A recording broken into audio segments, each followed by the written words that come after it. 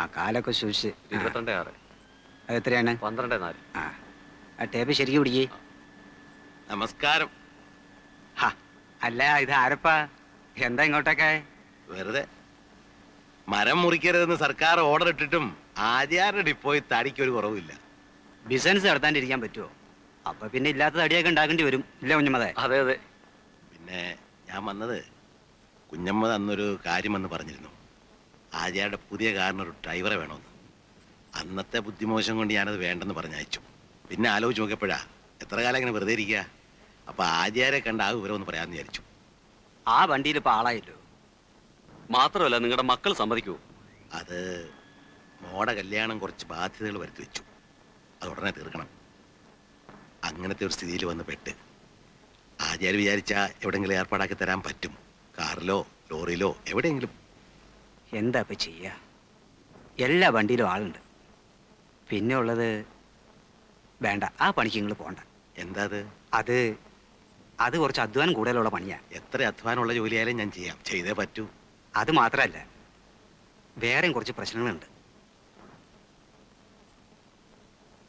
നിങ്ങൾ കാര്യം പറ. അത് കാട്ടിന്ന് കള്ളത്തടി കൊണ്ടുവരേണ്ട പണിയാ. ആഴ്ചയിൽ 2-3 ട്രിപ്പ് ഉണ്ടാവും.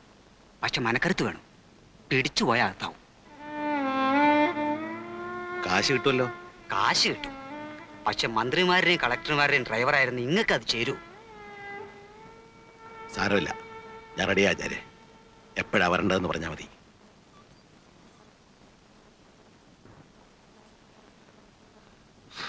ഇന്നലെ മെനയാന്നായിട്ട് 2 കളി ഉണ്ടായിരുന്നു.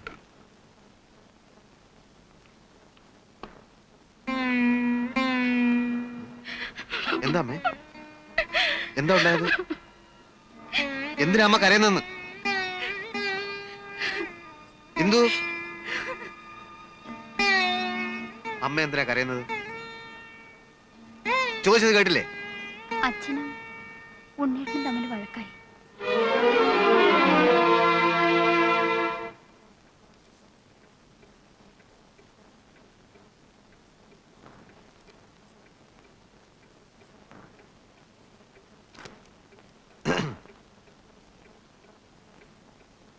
എനിക്ക് ഏട്ടനോട് കുറച്ച് സംസാരിക്കാനുണ്ട്.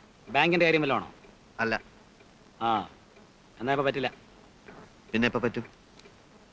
5 മണി കഴിയും. ഞാൻ വെയിറ്റ് ചെയ്യാം. നീ എന്നെ ഉപദേശിക്കാനാ പുറപ്പാടല്ലേ? കാര്യം പറയുന്നത് ഉപദേശമാകുന്നത് എങ്ങനെയാ? അല്ലടാ, കുറ്റം മുഴുവൻ എൻ്റെ.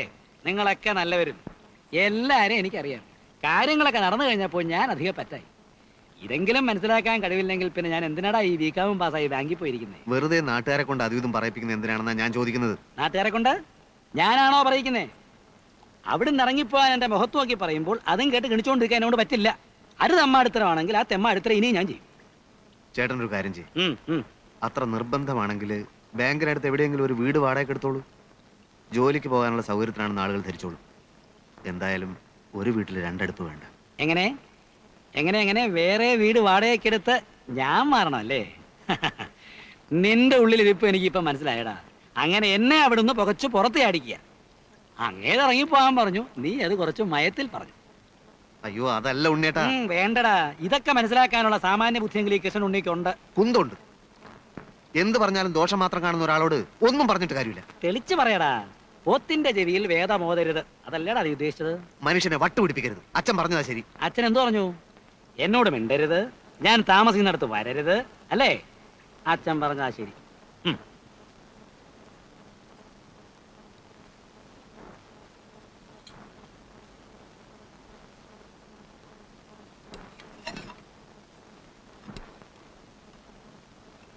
ആചാര് വനത്തിൽ നിന്ന് തടി കൊണ്ടിരുന്ന ജോലിക്ക് വിളിക്കാന്ന് പറഞ്ഞിട്ടുണ്ട്.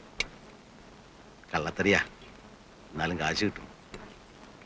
പിന്നെ വക്കീൽ നാരായണമേനോന്റെ മക്കളെ സ്കൂളിലേക്ക് കൊണ്ടുപോയും തിരിച്ചു കൊണ്ടുവരികയും ചെയ്യുന്ന ജോലിയും ഏൽപ്പിച്ചിട്ടുണ്ട്.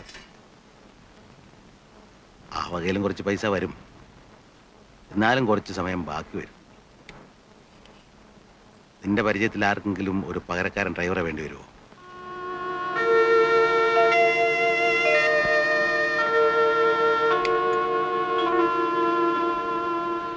കടം വീട്ടിൻ്റെ മോനെ.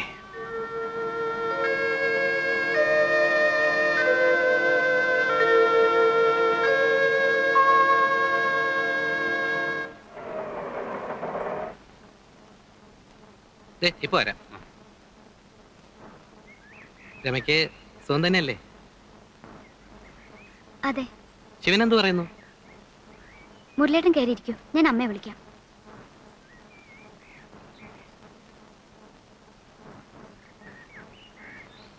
ആ, ഇതാരാ? മുരളിയോ? വരും മോനെ, ഇരിക്കൂ. ഇരിക്കുന്നില്ല അമ്മയുടെ കുറച്ച് തിരക്കുണ്ട്. 10:30 വണ്ടിക്ക് മുമ്പ് റെയിൽവേ സ്റ്റേഷനിൽ എത്തണം. ഞാൻ എറണാകുളം വരെ ഒന്ന് പോവുക. എന്തു എവിടെ? എന്തോ? എന്താ ഇത്ര അത്യാവശ്യമായിട്ട് എറണാകുളത്തേക്ക്? ഉറപ്പ് പറയാറായിട്ടില്ല. എങ്കിലും ചിലപ്പോ ഞാൻ ഗൾഫിലേക്ക് തന്നെ തിരിച്ചു പോയേക്കും. വിസ ശരിയായി തുടങ്ങിയിട്ടുണ്ട്. നാട്ടിൽ നിന്ന് ബോറടിച്ചു തുടങ്ങി. ഇവിടെ എന്തോ ബിസിനസ് തുടങ്ങാൻ പോവാന്ന് പറഞ്ഞിട്ട്? വേണ്ടെന്ന് വെച്ചു. ശരിയായില്ല. നമുക്ക് ആ മണലാരണ്യത്തിൽ കിടക്കാൻ തന്നെയാ യോഗം. അപ്പൊ വീട് പണിയോ? ഓ, തൽക്കാലം അതങ്ങനെ കിടക്കട്ടെ. തിരക്കൂട്ടി തീർത്തിട്ട് ഇപ്പൊ എന്തിനാ? താമസിക്കാനാണെങ്കിൽ ആളില്ല. എവളും കൂടി ഇങ്ങോട്ട് വന്നേ പിന്നെ അവിടെ അമ്മ മാത്രമല്ലേ ഉള്ളൂ. അമ്മയെ തനിച്ചാക്കിട്ട് പോയാൽ എങ്ങനെയാ മുരളി? അതൊക്കെ അമ്മയെ പറഞ്ഞ് ഞാൻ സമ്മതിപ്പിച്ചിട്ടുണ്ട്. പടക്കേന്ന് വല്യമ്മ വരും കിടക്കാൻ. അവരടുത്തുള്ളതുകൊണ്ട് മിണ്ടാനും പറയാൻ ഒരാളായല്ലോ. പിന്നെ സമയം കിട്ടുമ്പോ നിങ്ങളൊക്കെ ഒന്ന് അങ്ങോട്ട് ചെല്ലണം. ആ, പ്രേമനോട് പറ ഇടയ്ക്കൊക്കെ നിന്നെയും കൂട്ടി അവിടെ ചെന്ന് താമസിക്കാൻ. പ്രേമൻ എവിടെ? നാടക സമിതിയിലേക്ക് പോയിരിക്കുക. ശങ്കരേട്ടനോ? അച്ഛനും പുറത്തു പോയിരിക്കുക. ആ, വരുമ്പോ പറഞ്ഞാ മതി. പിന്നെ ഞാൻ അന്ന് പറഞ്ഞതൊക്കെ ഓർമ്മയുണ്ടല്ലോ. ഭാര്യ, ഭർത്താവ്, കുടുംബം. രമ ചിലപ്പോ കാപ്പി ഉണ്ടാക്കാവൂ. ഒന്നും വേണ്ടെന്ന് പറഞ്ഞേക്കെ. എന്നാ വരട്ടെ. അല്ല മുരളി ഒന്നും കഴിക്കാതെ? അതല്ലേ പറഞ്ഞത്, ഇപ്പൊ ഒന്നും വേണ്ടാന്ന്. ആ ഗോപു ഒന്ന് ചോദിക്കാൻ വിട്ടുപോയി. ഗോപുന്റെ റിസൾട്ട് കഴിഞ്ഞ ആഴ്ച ആയിരുന്നില്ലേ? എന്തായി? എന്തിനാ മുരളിയായിട്ട് ആവശ്യമില്ലാത്ത ഓർമ്മിപ്പിക്കുന്നത്? ഇതുവരെ അത്ഭുതങ്ങളൊന്നും സംഭവിച്ചിട്ടില്ല. പക്ഷെ അടുത്ത സെപ്റ്റംബറിൽ ചില അത്ഭുതങ്ങൾ ഇവിടെ സംഭവിക്കും. ഞാൻ കാര്യമായി ശ്രമിക്കാൻ പോവാണ്. ഭയങ്കര കനം.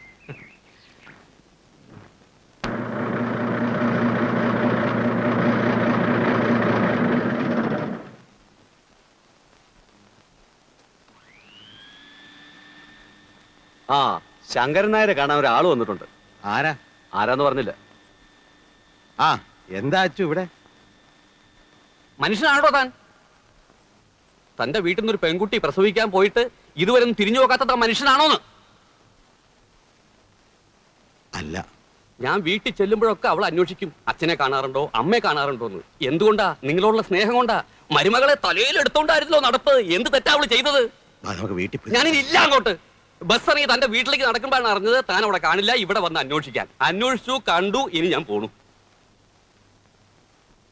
ഗീത പ്രസവിച്ചിട്ട് ആഴ്ച ഒന്ന് കഴിഞ്ഞു. ആൺകുട്ടി. താൻ അറിഞ്ഞു കാണും. എന്നാലും അവളായിട്ട് അറിയിച്ചു എന്ന് പറയാനാ ഞാൻ വന്നത്. പ്രസവത്തിന് മുമ്പ് നിങ്ങൾ ആരും ചെന്നില്ല, പോട്ടെ. പ്രസവിച്ച് കഴിഞ്ഞാലെങ്കിലും ചില ചടങ്ങുകളൊക്കെ ഉണ്ട് നമ്മുടെ സമുദായത്തിൽ. അതിനെപ്പറ്റി പറഞ്ഞപ്പോ തന്റെ മോൻ പറഞ്ഞ എന്താണെന്ന് അറിയോ? ഒരു ചടങ്ങുകളും വേണ്ട, കൊണ്ടുപോകാറാവുമ്പോ ഒറ്റയ്ക്ക് കൊണ്ടോക്കോളാന്ന്. എനിക്കൊന്നേ പറയാനുള്ളൂ, ഇതൊന്നും അത്ര ശരിയല്ല.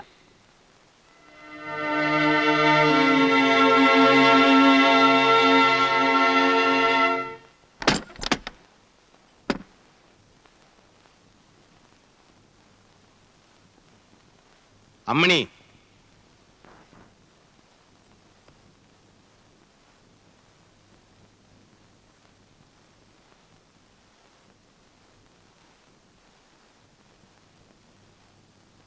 നമ്മുടെ ഗീത പ്രസവിച്ചു. ആൺകുട്ടി.